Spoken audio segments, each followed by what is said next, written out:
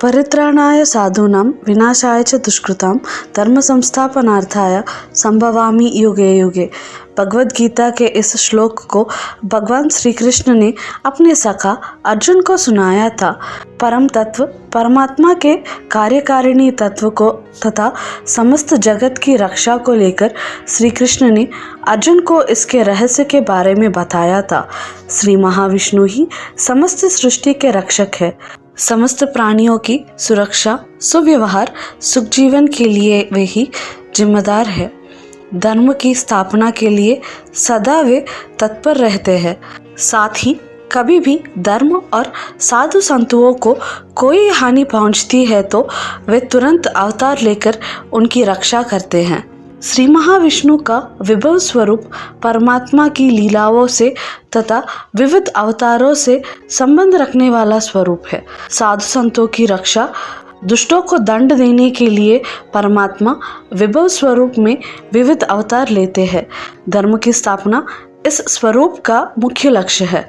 मत्स्य, कूर्म, वराह, नरसिंह, वामन, परशुराम, राम, बलराम, कृष्ण और कल्कि ये भगवान विष्णु के 10 अवतार है। इन 10 अवतारों के द्वारा ही श्री महाविष्णु ने अपने समस्त गुण कर्मों को परिपूर्ण प्रमाणित किया है।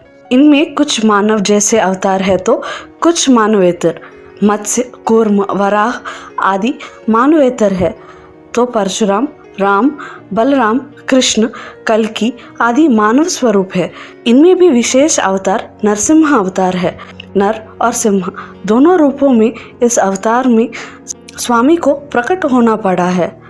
साथ ही इस अवतार का एक वैशिष्ट्य ये है कि स्वामी ने यह प्रमाणित किया है कि भगवान श्री महाविष्णु सर्वांतर्यामी है। अपने भक्त प्रहलाद की प्रार्थना से स्वामी राजमहल के एक खंबे से प्रकट हुए, वह भी नर और सिंह दोनों रूपों में। श्री महाविष्णु की यह अवतार लीला कृत, त्रेता, द्वापर और कलयुग में प्रकट हुए हैं। श्री महाविष्णु के परम द्वेषी और उनके परम शत्रु हिरण्यकश्यप के संहार के लिए स्वामी ने नरसिंह अवतार लिया है। यह अति भयंकर और उग्र अवतार है। हिरण्यकश्यप को प्राप्त वरदान के वजह से स्वामी को इस रूप में प्रकट होना पड़ा है। दुष्टों के लिए नरसिंह अवतार अति भयंकर और उग्र अवतार है। वही भक्तों के लिए करुणा सागर, सभी प्रकार के अभय देने वाले दया सिंधु है। श्री महाविष्णु भक्तवत्सल है। अपने भक्तों के वश में वे सदा रहते हैं। सहृदय भक्तों के लिए वे सब कुछ करते हैं। भागवत पुराण में नरसिंह अवतार का प्रसंग इसका सटीक प्रमाण प्रस्तुत करता है। श्री वैकुंठ के द्वारपालक जय और विजय शापग्रस्त होकर हिरण्याक्ष और हिरण्यकश्यप नामक राक्षसों के रूप में पैदा हुए। श्रीहरि ने हिरण्याक्ष का संहार किया। तब से हिरण्यकश्यप श्रीहरि को अपना शत्रु समझने लगा। शत्रुता के साथ साथ उसमें श्रीहरि के प्रति द्वेष जाग गया। किसी भी रूप में श्रीहरि से बदला लेने के लिए तथा श्रीहरि से किसी भी प्रकार की हानि ना हो, इसलिए उसने ब्रह्मा को लेकर घोर तप किया। ब्रह्मा भगवान से उसने ऐसा विशिष्ट वरदान प्राप्त किया कि किसी भी रूप में उसकी मृत्यु संभव ना हो। उसने ऐसे वरदान मांगे कि उसे किसी भी मानव से, किसी भी देवता से, किसी भी आयुध से, पानी से, आकाश में, दिन में, रात में, घर में या घर के बाहर भी किसी भी प्राणी से मृत्यु ना हो। ब्रह्मा ने ऐसे वरदान उसे दे दिया। तब से हिरण्यकश्यप अधिक उग्र, उद्दंड, अधिक दुष्ट बनकर लोककंटक बना। किंतु भगवान की लीला की उसका पुत्र प्रहलाद परम हरिभक्त निकला। हिरण्यकश्यप नित्य अपने हरिभक्त पुत्र से वाद विवाद करता रहा।